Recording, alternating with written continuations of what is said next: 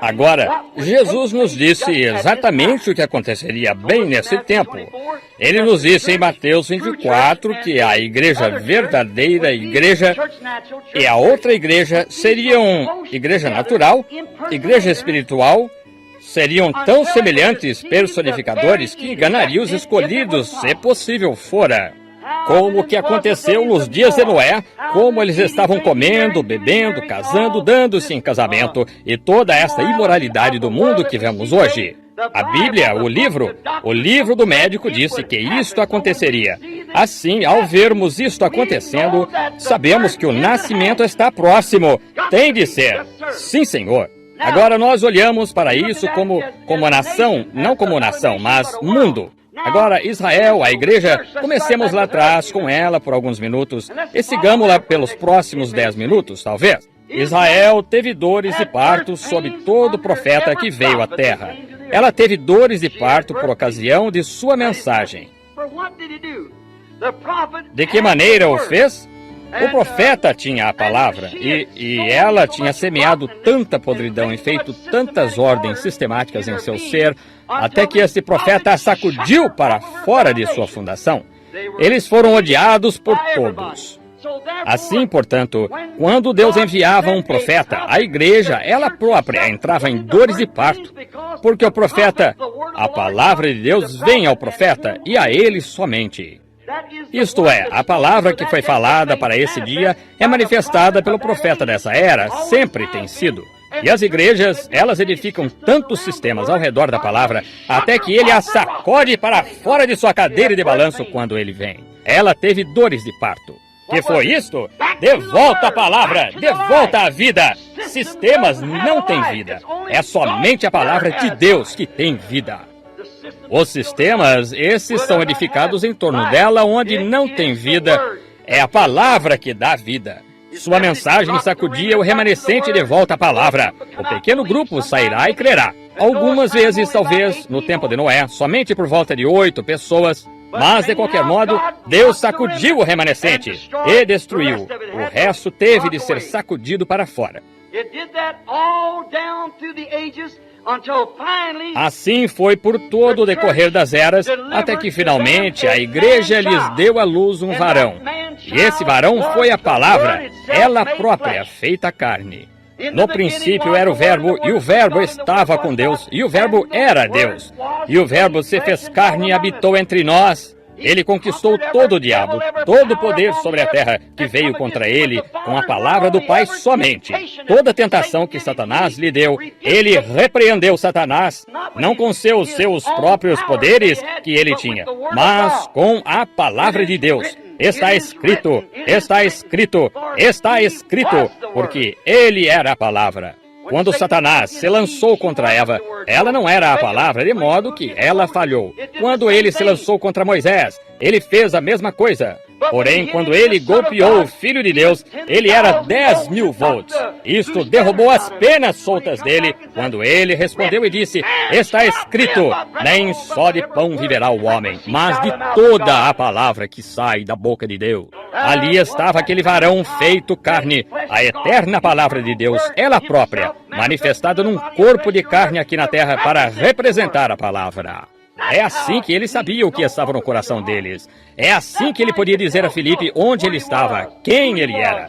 Ele podia dizer a Simão Pedro quem ele era. Disse a mulher junto ao poço, porque ele era a palavra. Correto. A Bíblia disse em Hebreus capítulo 4, a palavra de Deus é mais penetrante, mais eficaz do que uma espada de 2 gumes, e penetra até a divisão da medula do osso, e é apta para discernir os pensamentos e as intenções do coração. Ora, aqueles sacerdotes fariseus cegos não puderam ver que aquele era a palavra manifestada, porque tinham se envolvido num sacerdócio e num sistema, e o velho sistema tinha de ceder. Era a palavra, porém o que tinha sido prometido tinha se cumprido. Assim, se estava cumprido, teve de apodrecer. Era a casca. A semente seguiu em frente. Moisés não poderia ter trazido a mensagem de Noé, nem poderia Jesus ter trazido a mensagem de Noé, porque era outra era. E a velha semente estava certa, porém tinha servido o seu propósito e estava morta e acabada. A transformação da velha para a nova, onde a vida se encontrava, era o que estava preocupando as pessoas, o que as preocupa ainda hoje. Nós não estamos construindo um muro como se começássemos com a mensagem de Lutero, descendo direto por uma linha reta, ou uma mensagem pentecostal. Correto. Nós estamos fazendo cantos. Nós estamos construindo um edifício. A palavra de Deus é a planta. Qualquer um pode construir em linha reta, porém requer-se um pedreiro para fazer o canto, requer-se o poder de Deus para fazer isso. Requer-se um ungido do céu, ser enviado para baixo para fazer isso. Tem sido em cada era. E na era dos profetas, a palavra do Senhor vinha através daqueles profetas. E eles dobraram aquelas esquinas, fizeram aquela diferença. Porém, os construtores queriam construir um muro. Não é um muro de modo algum, é um edifício de Deus. Agora nós sentimos e sabemos que isto é a verdade, que os sistemas estavam podres em cada era. E cada um de seus sistemas teve de apodrecer e se extinguir até que ela produziu essa igreja. Dessa confusão podre saiu a palavra, ela própria. A palavra do Senhor vem aos profetas. Nunca vem aos sacerdotes, ela vem aos profetas.